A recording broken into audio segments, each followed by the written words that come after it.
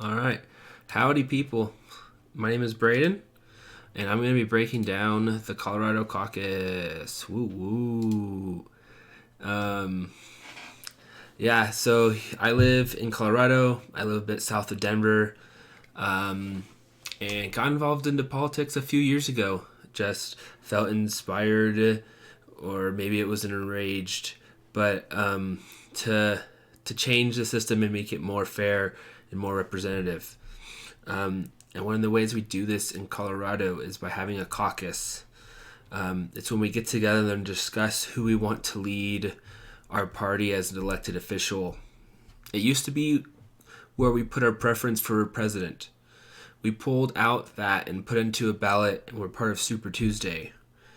But we still caucus for the next highest seat, which is the Senate primary seat. And the reason why we don't just do a primary for everything, and caucuses are super helpful, is because it helps organize your county party leadership and getting people out who might want to be involved or have their voices heard. Caucus is one of the ways I got involved and got on, even found out that I had a county party and started getting emails from them about what they were up to and trainings. And it's coming even a longer way from that. Well, there's so much more going on, I believe. And so that's why caucus is helpful. It's one of the reasons. So I have this big thing of text. Is when we get together and have a voice in selecting the candidates we want to represent us in the federal and local government. We also elect our precinct leaders to our Douglas County Democratic Party, so your county Democratic Party. Caucus is the best opportunity to make friends because you know that everyone in attendance shares many of your values and lives really close to you. People who are registered as unaffiliated voters do not participate at a caucus. Only people who are registered Democrats or Republicans for theirs. Also, you had to be registered at the party by February 14th. Another thing is if you're 17 now but are 18 by election, you can participate. I think there's another category, but those are the gist of the rules. So it's this weekend in the afternoon. They made this decision to try to accommodate more people, parents or people who would be coming home from work. So that was the hope in moving it to Saturday.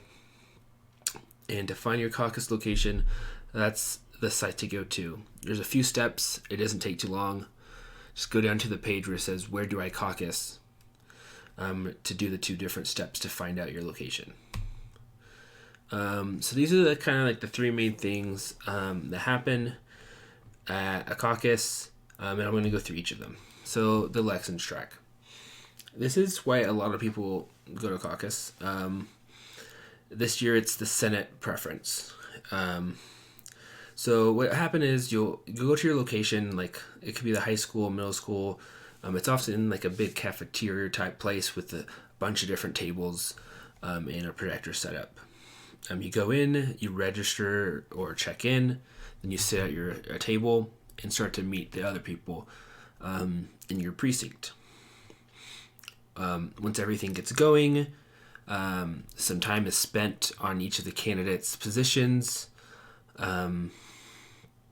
And then the person leading your site will go over some slides. And then you go back to your tables and do kind of an initial preference poll of who you're supporting and where people's support lies. Then you record those results. I guess I glance over one part where you elect a leader for your table to keep you guys on track, as well as a note taker or secretary for your table. That happens before you start filling out and doing some of these surveys. So you do the preference poll, you discuss some more, and then you actually vote. So these are the faces of the people that will be on your piece of paper and people might be coming in support of. You can also vote uncommitted. I heard that there's one county where like a bunch of them do this.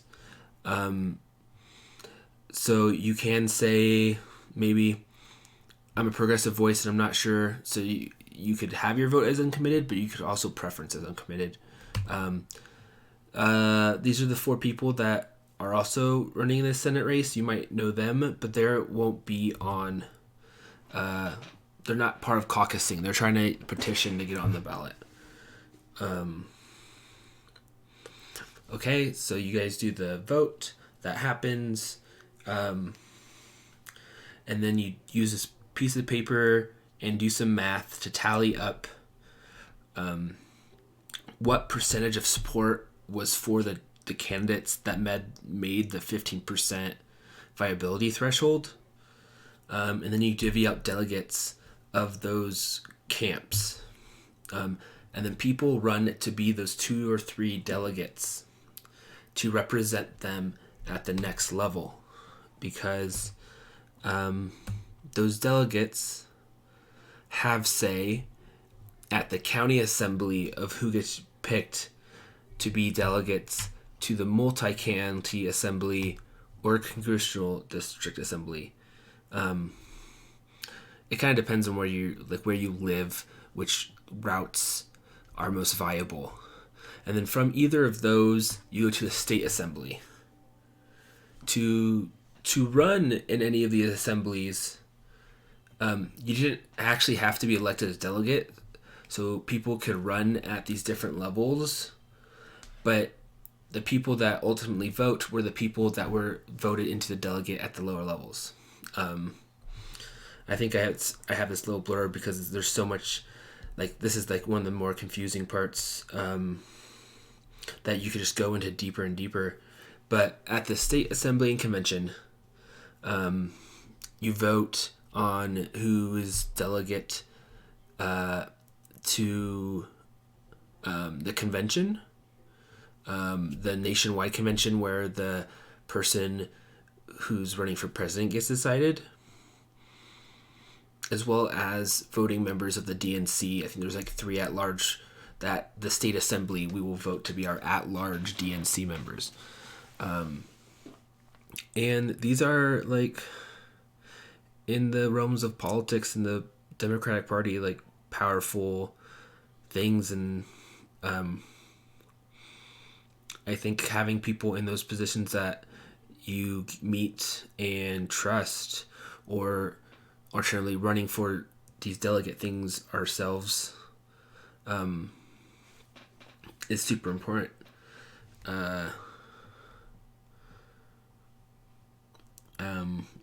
At a convention, if things move around, you'd want someone that would stick with how our state decided, as well as lead the conversation. All right, but some of that stuff happens much later. You can see some of those dates are spread out. You should have your county specific dates there. So if you're running for delegates, you should try to make sure you're not on vacation during some of those dates, because that would be go against the point of running for it.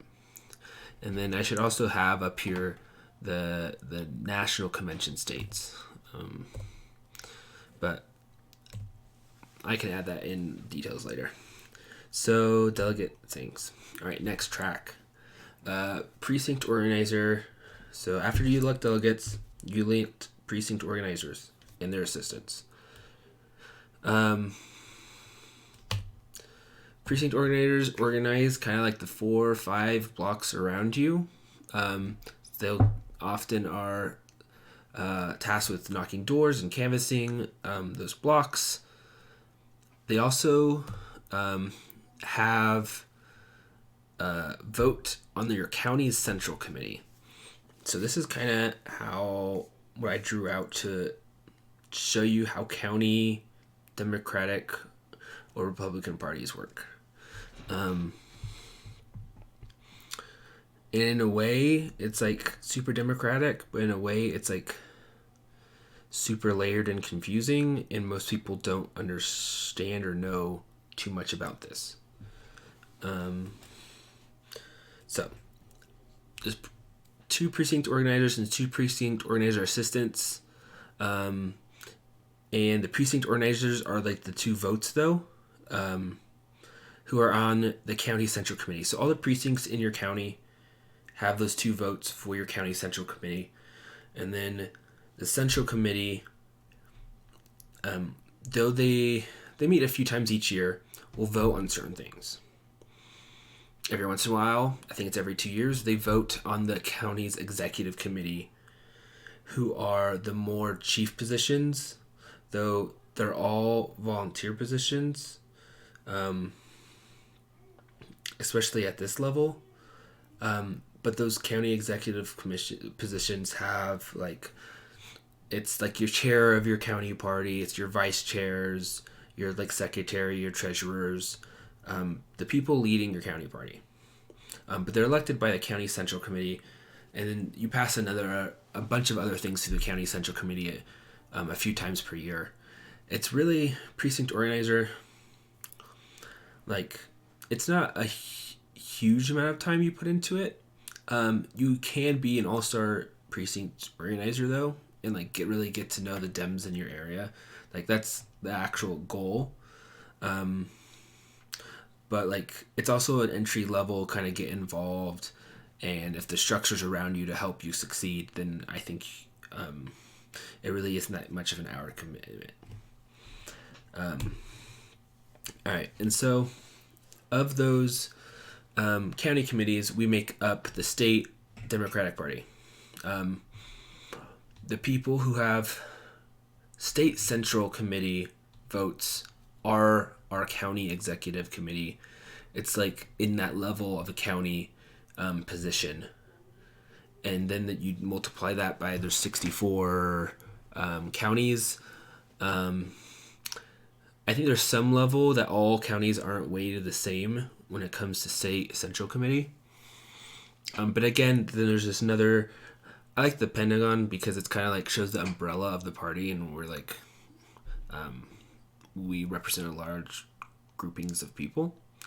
But state central committee elects state executive committee people. And those are the people leading your state, and you want them to share your values, and you want them to want to listen to you and show up in your communities and support you. And so there's just mutually, I guess, depends how well everything's run, but these state parties are sometimes handling hundreds of thousands of dollars each year. It's kind of the range. I haven't actually seen budget reports, but I bring that number up for later. Let's just go on for now. All right. So our state executive committee then is on the DNC Central Committee, and this kind of all happens again. And that is the people in the DNC Rules Committee, and certain of these committees are really the highest level people, choosing directions and choosing to not have a debate around climate change or corruption. We could have had single targeted issue debates, and we could have it where candidates are allowed to show up on stage with each other. Did you know that in the rules, we said that it had to be a DNC sanctioned event if there's more than 2 candidates on the stage with each other? That's why the town halls would they come in one at a time were allowed, which is just absurd. Candidates should be able to do joint events, and it's silly.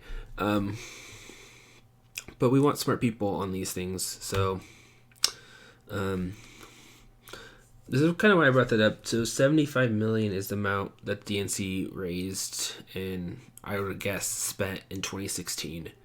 So there's I don't know if all states are the same, but I want to say Colorado has around 9 to 11 people on the DNC. There's at-large seats, there's our leadership seats. It might be closer to 5 or 6, but there's, let's just say roughly 550 to 1,000 people helming the DNC.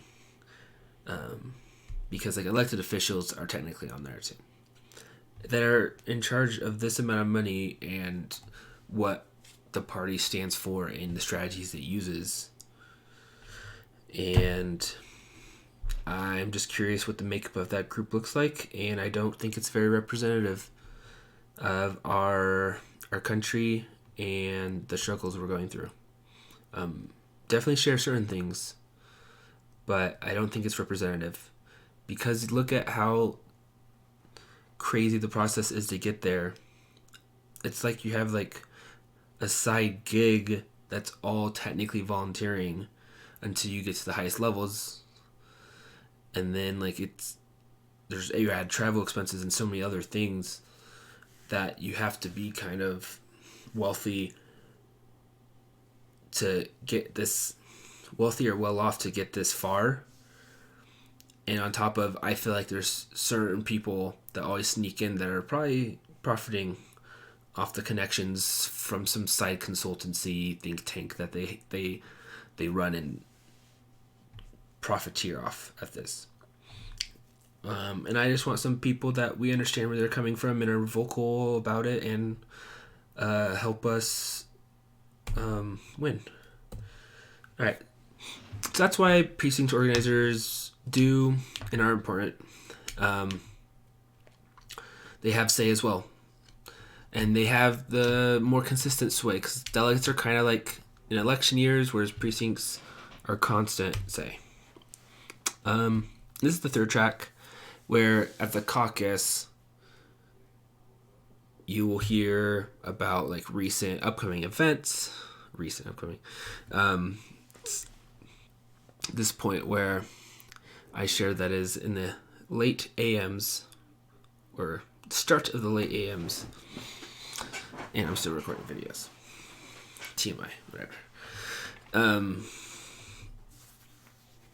Okay. So let's just use my county for example. It's like we're going to share our new website. We're going to share some of the new features it has. We're going to get people on our newsletter. We're going to share our upcoming dinner gala, actions and events we have, swag and merch. We're going to share some of our local candidates that are coming down the line, some of their events. And it's kind of, that's I think why local parties push for caucusing is you get to get people excited and know about things coming up and get their information of Democratic leaning people. I also added this create platform planks thing in there too. It happens near the end, but our platform has a number of policies and values in it for which it stands. And it's on our website. At least, our county and the states should be on the website. If you were a policy nerd or you want to look through it and you think it needs this issue, it needs this policy added, you can submit platform blanks. I just need to add that because it's something that does in fact happen at caucus.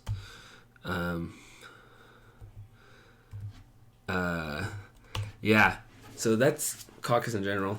I hope that was quick enough and educational enough.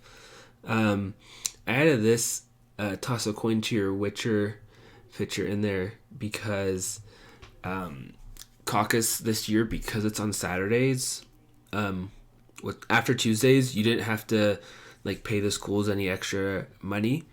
But because we want to pay janitorial staff to be there on the weekend and clean up so that the school's ready to go, we had to pay a bunch of money. So there'll be a point where your county party will ask for donations, and tossing them some money.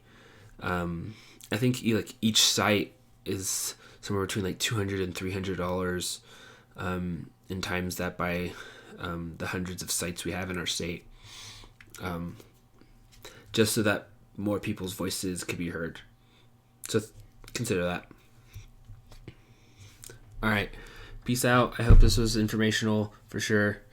I try to condense as much as possible. There's just so much to talk about and layers to this. So I'm gonna share this one, and um, we'll see if I can make a shorter, more condensed one. It's just hard.